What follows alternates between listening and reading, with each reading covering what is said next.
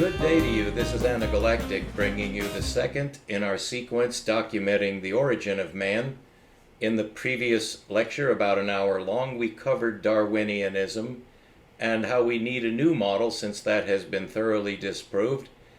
That will never be admitted by science, but real science must go on. Someone must actually get these answers. And so we're going to use the scientific method, tried and true, in order to get at the origin of man. I hope you enjoy this, and stay tuned. At the earliest times of human written communication, we can't interview those people, but we can interview their records, something that represented what those humans thousands of years ago thought about their origins. And then you have to examine the many cultures that existed at the time. Today there are on the order of 150 nations. Those don't perfectly reflect the diversification of human societies and cultures, particularly languages. Science has never discovered how we got so many languages. In fact, science cannot explain how we look different from each other. There is a genetic mechanism that supports phenotypical diversification. This would be the difference between the three main colorized groups of humans. There is a main group of humans in terms of appearance, and then there are two outlier groups that sum up the entirety of humanity today in terms of basically color. That's a good way to summarize it. And the difference is quite simple. You have brown people. These would be the people of Middle Earth, as I call it, basically South Central Asia. What we would call now the Islam people are brown.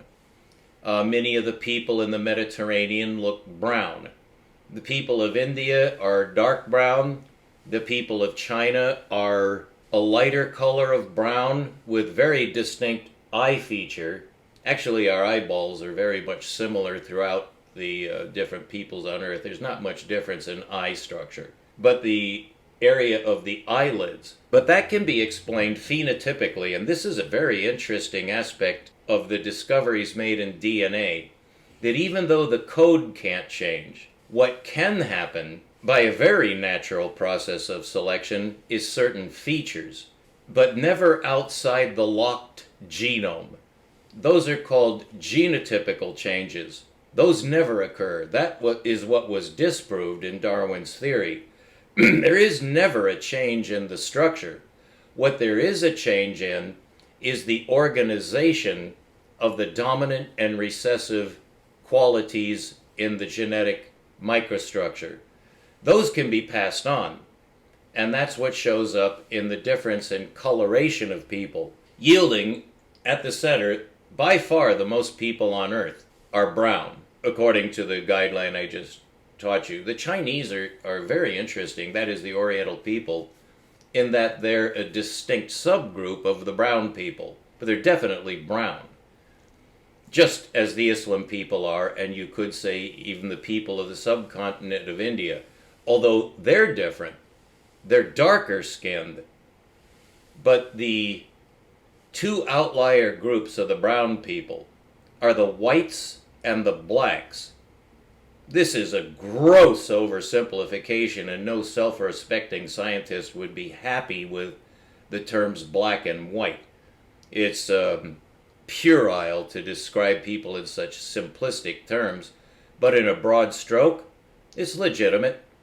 If you understand the limitations of your characterization, it is a broad stroke. It's a shorthand that there are three main groups of people that describe all people. All humans have the same genotype with three distinct phenotypes. The brown people, I believe, are over 80%, but it's by far the most, are brown. But then you have the whites and blacks. And it's remarkable that in the southern hemisphere, that's where all the black people are. Of course, they've moved, so you have a lot of black people in North America. But as you well know, that's not where they come from. They did not phenotypically diversify into that coloration in North America. It was in Africa. As you're probably aware, all the way through Australia, New Zealand, all the way up to Fiji and Samoa, the kinky-haired people of very dark skin, that's where they are and always have been. They're in the southern hemisphere. None of them live in the northern hemisphere. A remarkable geophysical preference. So obviously humans went south into the southern hemisphere. You could put it that way, whether they began there or not, they ended up there. So you could say they went there in the sense of separating themselves from the other phenotypical pool. Now, in the northern hemisphere, northern Europe and northern Russia were the white people. Those are the people who ended up also in England and in Holland, the two main sources of immigration to the New World once it was discovered and populated was by white people. So that's where the white people are. They're in the northern hemisphere, the extreme northern hemisphere. The black people are in the southern hemisphere. The brown people went far to the east and crossed over into North America and then went down and populated South America. So the entire New World was populated with brown people. So excluding North and South America, you have the place where humans originated. It's very safe to assume, almost forced, that humans originated in Asia because the main gene pool is still there and it stayed there. The brown people have never left. The area of Iran is considered to be the focus. Some move it towards the Tigris-Euphrates Valley according to a certain model of human migration on the order of 10,000 years ago and longer. It looks like the brown people originated in the Tigris-Euphrates Valley. I don't see any reason to argue that, but today we think of that whole region as including Iran, Afghanistan. These would be the representative of the original pool of human phenotypical diversification over the earth. I hope that makes sense. Remember, we're trying to track what science cannot track. We're using our tools, the only ones available to us, is to extrapolate where science cannot reach with genetics. I'm trying to point out to you that there is a genetic aspect to the distribution of people on Earth, but it's not genotypical. There's only one human race. Only one. And we all can interbreed. That's the definition of a species. Okay, so we can see that in the center of the Earth, which I focus at Iran just to give it a geophysical location, that's where the brown people, their gene pool, has always existed. And we can say that because the people who went north from there turned white by a very well-known process of dominant, recessive, transmissible characteristics. And the people who went south turned black. The people who went south from the brown people turned black and stayed that way. And there was no further intermingling. So this demarks an epoch where the human phenotypical distribution on Earth can be benchmarked to a certain phase of time when at that time there were only brown people. White people were contained in the phenotypical possibilities of a different gene pool.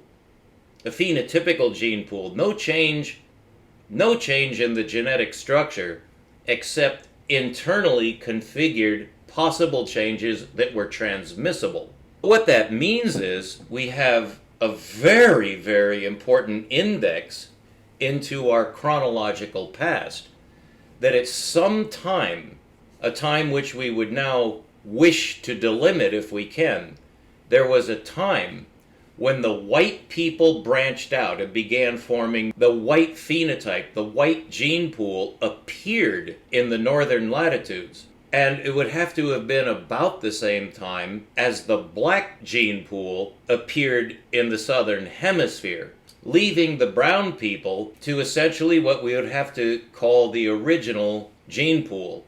Remember, as you go back in time, there are fewer and fewer people worldwide. Now, we don't have very good statistics on this. You eventually get back to a time when there were only tens of millions of people. These are orders and orders less, comparing the size of a population. Currently, we're between the order of 1 billion and 10 billion. It goes in multiples of 10. If you go back, we would want to know how many people were on the Earth in any one of the groups so we could get a rough estimate of what order of size was the population of the Earth at any chronological stage. We don't know. Now then, going back through the written records of mankind, we still don't have a very accurate appraisal, but we know it was less and less. How do we know that? How do we know it was less and less? The very first humans had to be a pair of humans, individuals, and it had to be two. Then the question would be, where did they come from? So the genetic code that appeared on the Earth, which is the human genome, had to be with two individuals.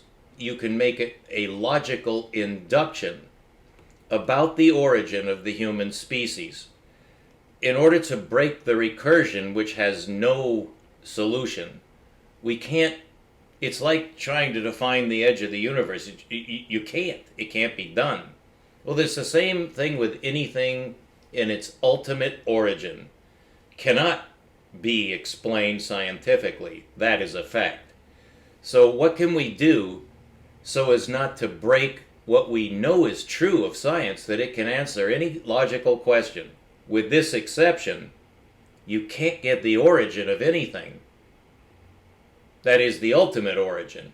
That the recursion is infinite. It's called an infinite regression. Well, we can definitely break the infinite regression in terms of getting an answer to our question, but the only possible answer is supernatural. That is a logical deduction. Whatever you think of religion does not matter here. It's not that religion is evil. It's that the politics of religion is evil. So the supernatural origin of the human race is forced. We know that that's how humans got here. And that is the only explanation for how the ecology got here. That the species of the earth, whether or not they diversified by any means afterward, we are now forced to address. Because Darwin made a valid observation. There is direct evidence of diversification of species without a mechanism. Without a scientific mechanism. There is no mechanism for change. We're going to have to invent one. Well, here is where the ancient records, and I'm speaking specifically of the records kept by the brown people, but the only records that go back to the time that we need to explore, which is the time of the diversification of the three phenotypes. That is, the main pool was the brown people. It's no coincidence, obviously, that the brown people kept the best records. So what do they say? You can see that this is a process of focusing, but we've addressed it logically. So I hope you're following this thus far. There are still virtually insuperable problems in terms of being sure, but now our guesswork is becoming less and less guesswork. What is the oldest record of where humans come from? That would be Genesis. In the Hebrew Bible, Genesis. So just looking at that, accepting that for the moment, as at least that being, well, it's the best record. No matter what you may think of religion, that doesn't count here. We're only concerned with what those people said about their origins, because only they would have a reasonable view that's of incredible importance to us today to get our origins. And we know that the origin of life was supernatural.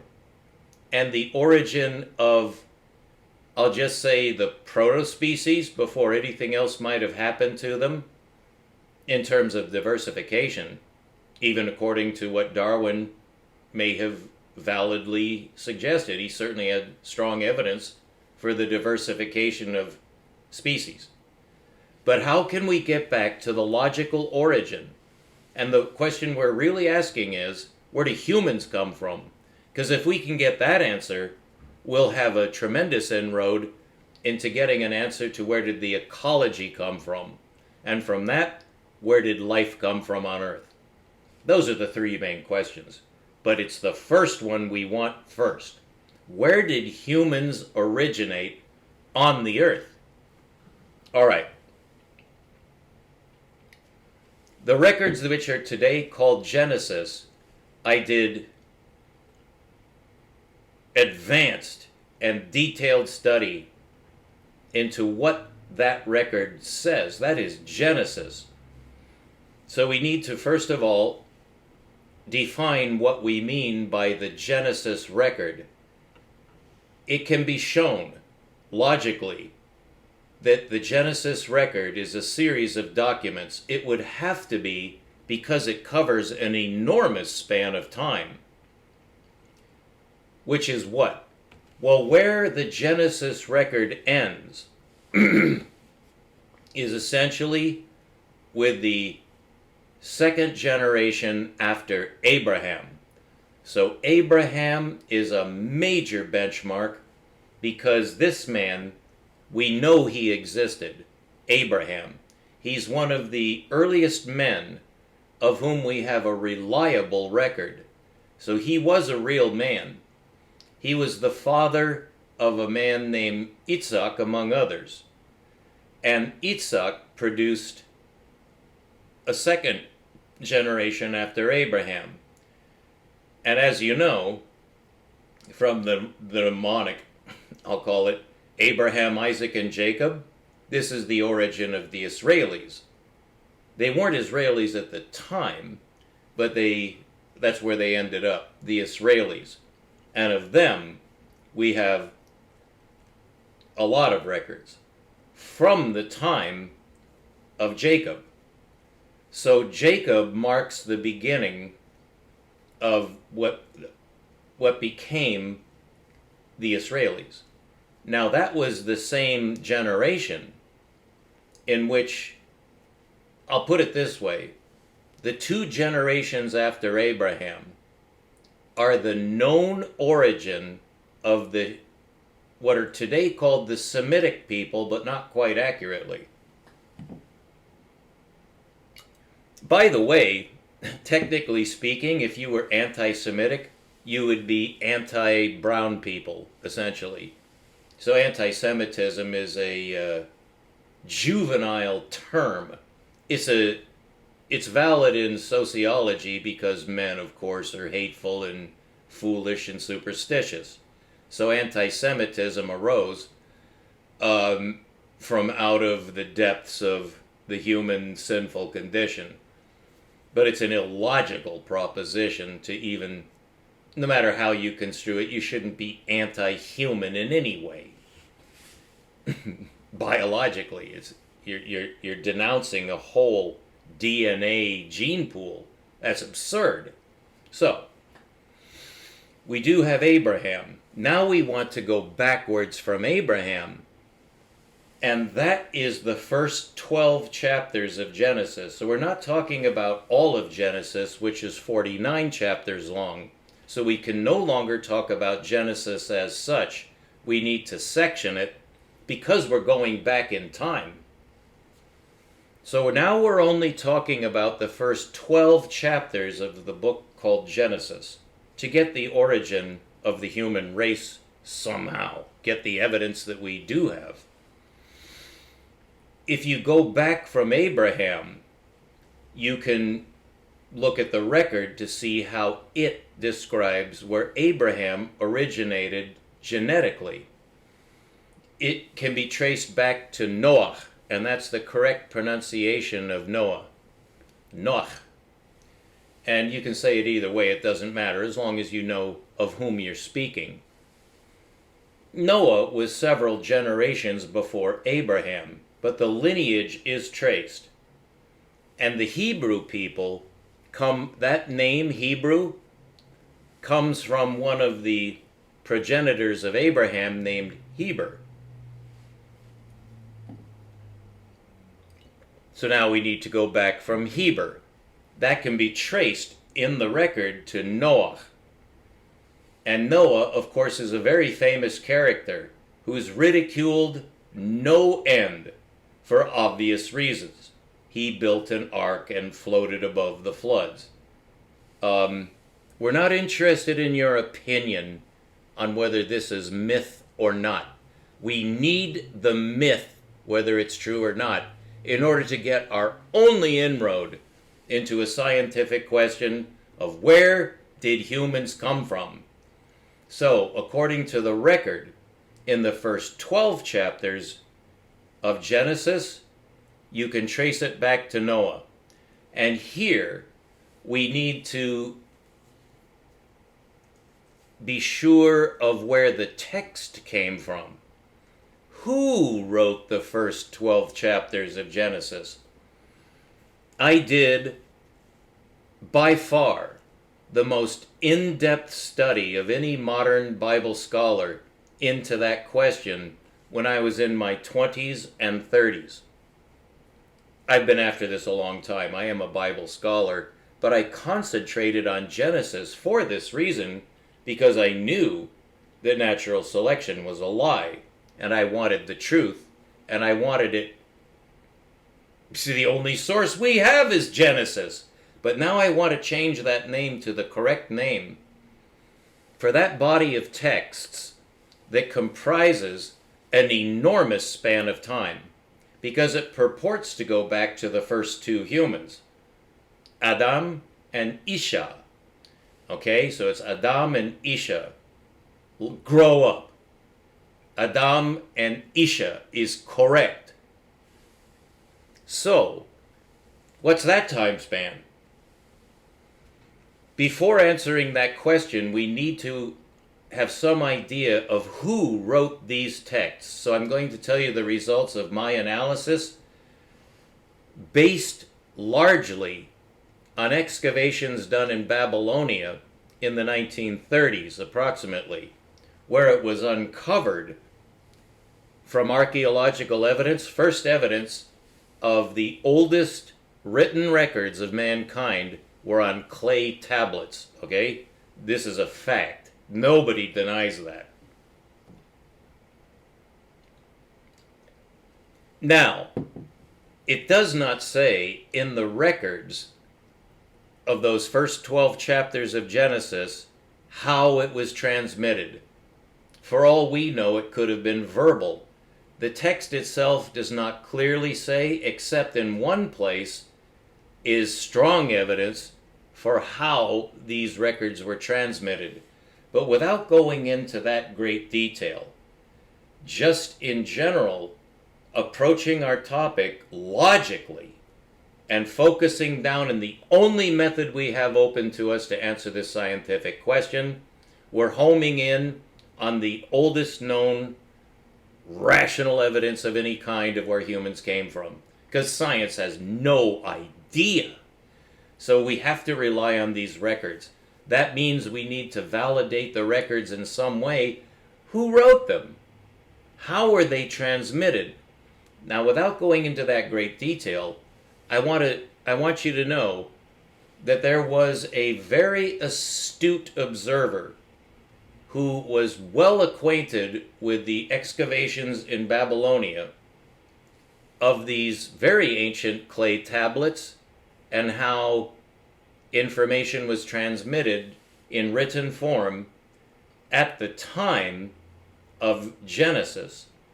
As close as we can determine, these are the oldest written records on Earth. To this day, no older records have been discovered than those clay tablets. So we do have a jump-off point that corresponds closely, chronologically, when the Genesis records were finally colligated into the text we now know as Genesis 1 to 12. Well, the title of that document series is called the Toledoth. The Toledoth. The Toledoth, that simply means the genealogies or the records. And there's more than one document in that section of Genesis. There are actually 10. I counted them. And I was not the first man to do this.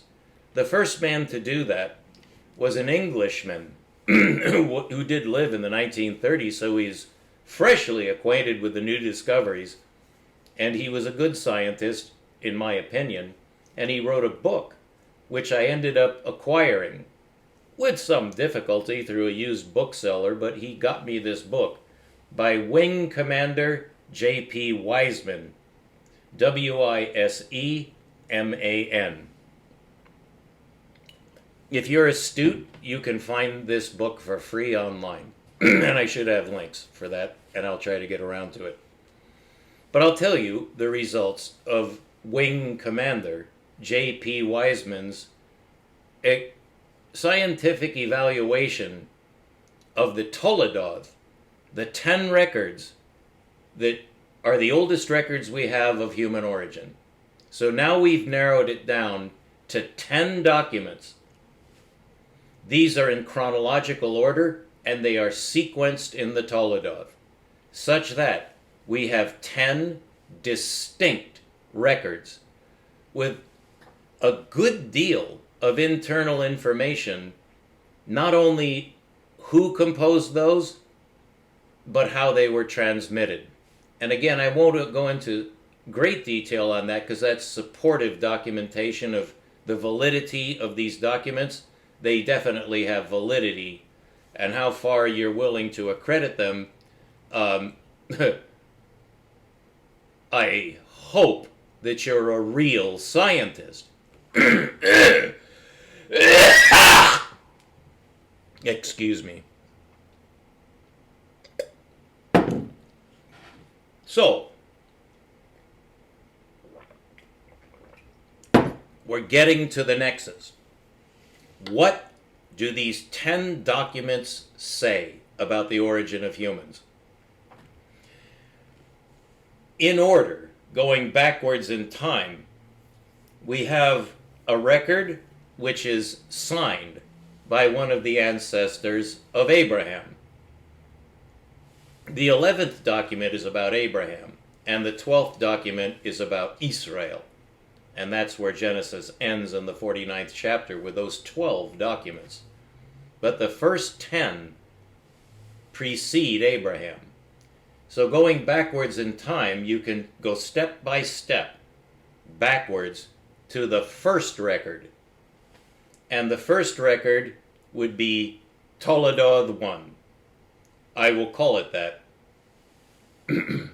Toledoth 1.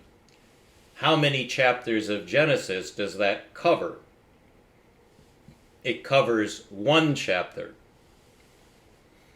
The second record obviously included the first, or it couldn't have been passed on. We are not precisely sure, because this is the earliest record of mankind pertaining to his own origins.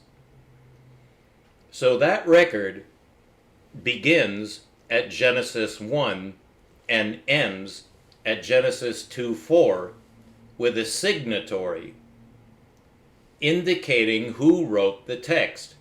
The second text goes from Genesis 2:4 to Genesis 4:1, and that has a signatory which was validated by Wing Commander J.P. Wiseman according to the method of signing documents on the Babylonian tablets. So this is a correlation of extreme importance, but I won't go into such great detail. You can read Wiseman's book. I'm summarizing that to show you how we know how the first two documents got into the Toledoth. Toledoth 1 and Toledoth 2. Toledoth 2 was signed by Adam. So Adam wrote it. The very first man left a record. Only he himself could not possibly know where he came from unless he were told. He was told. And we know that because of the first signatory. And therefore Adam received the origin information. Whom did Adam receive it from? Drop your goddamn prejudices here, or you're not a scientist! Adam got that record from his creator.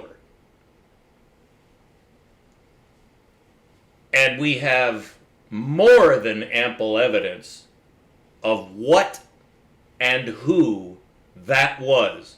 So now we have, for the first time in modern history, this year of 2024, I'm telling you what science actually knows about our origins. And it beats Darwin into the ground. Nothing to do with Darwinianism. Nothing to do with natural selection. No biological evolution, but we're getting to that. Very critical event occurred at the time of Noah. So we're going to wrap up before 2 hours is elapsed to get the solution to this most important question that humans have ever asked, to which you get a lying, cheating, deceptive answer. I'm going to give you the right answer, and it's the only right answer according to the known principles of science. So this is the answer. Adam was created out of the mud by a divine being and made to be alive and conscious with the genome that you and I have inside our bodies now that has not changed since that day that Adam was created from the dust of the earth by engineers. And these are named in the very first verses of Toledoth 1. They're called the Elohim. I'm not a Van Daniken fan, okay? I'm not interested in mythology. I'm only interested in the facts, and these are the facts as passed down to us by the only known valid record of our origins. And it is conclusive. We know where we're from. We are positive because it's an exact match on the facts that we don't have. That these are the facts that give us the answer. And therefore, it is the only right theory. So now we know. Don't expect this to be taught in the schools. It won't be. And that's a good thing because of the way politics works. You don't want, and I'm not going to go there. I've already gone there. So now we know that Genesis 1 describes the origin of man on earth. It was by supernatural design and engineering by an alien visitation. It is impossible to answer the question of where they came from. Okay? We're hoping to get further evidence. That's really the driving force behind SETI and inhabitable planets, etc. Pure superstition, but we have nothing else, so I don't decry it. It's a natural urge of man to want to know where these aliens originated. Well, we don't know unless you're willing to read further scripture, which I'm not recommending one way or the other. I am not involved with organized religion. I couldn't care less about superstitions or organized religion, which are virtually one and the same thing. But now we have the answer. We were created from a design from aliens. Okay? That is where man came from. I hope you enjoyed that excursus into our origins using the scientific method strictly. I have not deviated from the procedures of science. I have done nothing further than what Darwin dared to do, was to use his best judgment in a very difficult situation, but I've done much better than Darwin, because Darwin has been disproved. I will never be disproved. This is the correct answer. And now we need to go forward through the records to the most decisive event in the history of this world for humans. Noah. That's chapter 8. Noah is one of the documenters, and he would have to be because of what happened. And science does know what happened. Science has validated Genesis 8 and 9. That record is correct. The earth was struck by a comet, which formed mega tsunamis. And if you think I'm making that up, I got that word from Wikipedia in the article on the Chicxulub impactor, which is now known to be fact. The earth was drowned in a worldwide flood, exactly as it says in the Toledo. So Noah inherited the records, the first one of the Elohim themselves, which was signed by their chief, who is called by the Israelis thereafter the Lord God Almighty, with his host of Elohim, fashioned this entire solar system. That is a fact. Then there were dinosaurs. Now that is not strictly in the record, but we know that from geological excavation, from archaeological excavations. There are no dinosaurs on the face of this earth. But prior to that flood, there were. And that's a fact. So the dinosaurs ruled the earth at that time. Everyone knows that. That's even part of the current myth, the current superstition, the current anti-scientific explanation of things. That the dinosaurs existed, they were buried by a worldwide flood. There were 8 survivors of the human race. Noah and his wife, and Noah's 3 sons and their wives. It's most interesting what Noah said about the flood, and I've gone over that in prior discursuses into this area. This is science, but it's not a commonly discussed area of science. The most important question of science: where do humans come from? We answered that, but we haven't completely addressed the records. So skipping ahead, we come to the dividing line of ecological history. Not only were all humans and all dinosaurs killed by the comet strike called the Chicxulub impactor, which we can date, and it goes right exactly back to this chronological point. We can't pinpoint it, although the Islam people have done a good job of narrowing it down in their records, and they know all about the Toledo records, and perhaps some other records. But the real records that we have today can be traced to Noah. It was shown by J.P. Wiseman that Noah inherited the prior Toledo.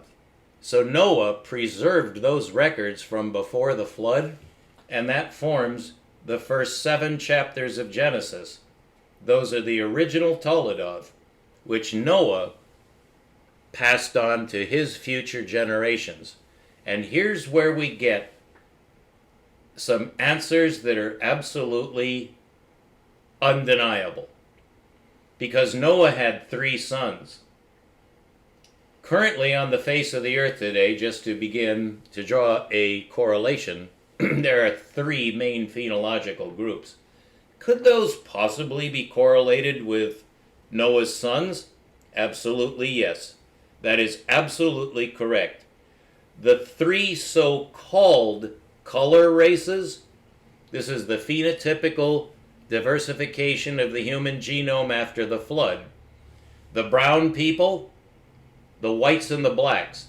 The brown people are more than 80% even today, but back then is exactly 1/3. And that man's name is Sem, as in Semite.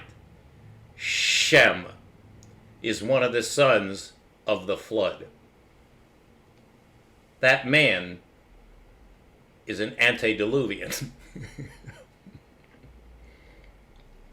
So that's the source of the brown people, is from Shem, and those are the Semites. The major population on the earth today, far outnumbering the whites and blacks combined, are still where they landed, right around Ararat. To the south of Ararat is where all those brown people are. Now, what about the white and the black people? Japheth went north and became the whites. Ham went south and became the Africans. And that is a fact. Absolutely a fact. We have no better fact, but it matches the facts we do have. That's how the human race originated. It originated in Eden, the result of extraterrestrial engineering. And then the dinosaurs were destroyed, along with all humans, whether the Chicxulub impactor was sent. It was definitely sent by the aliens. They saw what had become of their experiment and decided to destroy it. This could only have been at the command of their commander. That would be the one we today call the Lord God Almighty.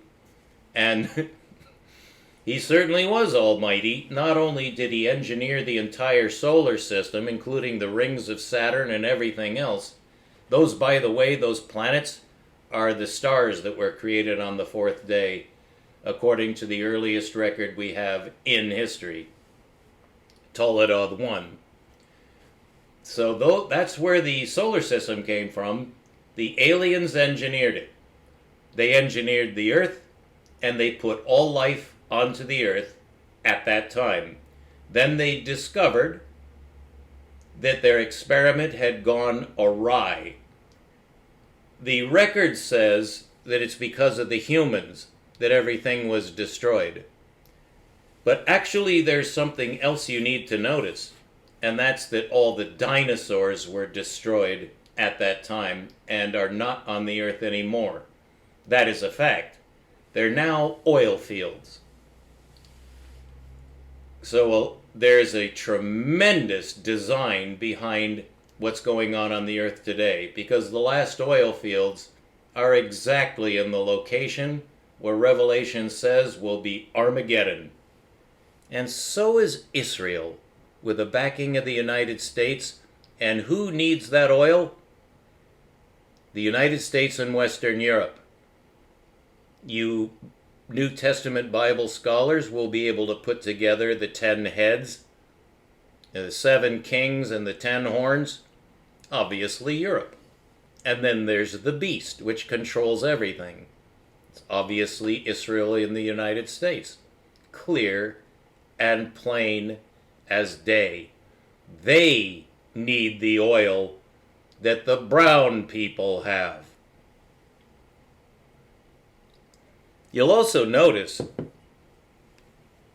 that the tribe of Judah, which are the only Israelis left, are no longer brown predominantly, although many of them are, because the Udans who stayed in that region are to this day brown, and they're definitely the Jews. But then there are the Ashkenazi Jews. They ended up going north, and they turned white. Albert Einstein is obviously not brown, and most Jews are not brown. They're white. So they turned white. But actually, They're Semites. They're the descendants of Shem, not Japheth, who gave rise to the white people. So it is still possible to have phenotypical diversification even among the post-diluvial tribes of the earth. The Jews turned white. Okay? And now many of them are back in Israel, and you can check. Just look at photographs of Israelis who were born in Israel, going back as many generations as they can count, which isn't too many, except some of them are just basically native. They're brown, but they're Jews. They're brown Jews because they never left the region. But the ones who went north turned white over a period of 2,000 years. So that proves that phenotypical diversification is true. And now we know where the human race originated, what buried the dinosaurs, and what killed off the first race of tribes of Earth. It was a comet impact, after which the 3 sons of Noah. Now you may ask, did Noah have more sons? You can look into that if you want. But Noah is the father of all people on earth today. That is a fact. We're all descendants of Noah. And Noah was a descendant of Adam. These are the facts. That's science. And that is 1 hour and 50 minutes. I hope you enjoyed this discursus. I hope you learned something. I hope your eyes are opening up. And perhaps, just perhaps, hope against hope, that you're ready to grow up and face reality. That is my purpose. That is the purpose of a real scientist. There are not too many of us, but I'm one. I hope you wake up. I hope you're willing to face your Creator. And if you don't like that, you already know what you can do. Read between the lines. Read between the lines. Okay, I think you know what that means. Well, I hope you don't have that anti-scientific posture, because you're going to end up disgusted with yourself. You'd better listen to me. Okay? I say that on my own recognizance, because in the name of the one whom I serve, you are not without hope. Not anymore. I just gave you hope. Start looking at heaven and start realizing what you're looking at. Do that, and you will be happier, and you might be able to stay sane through what's going to happen in the upcoming months of 2024 as Israel prosecutes its program to conquer Iran. Stay tuned. This is Anagalactic. We'll be right back with you.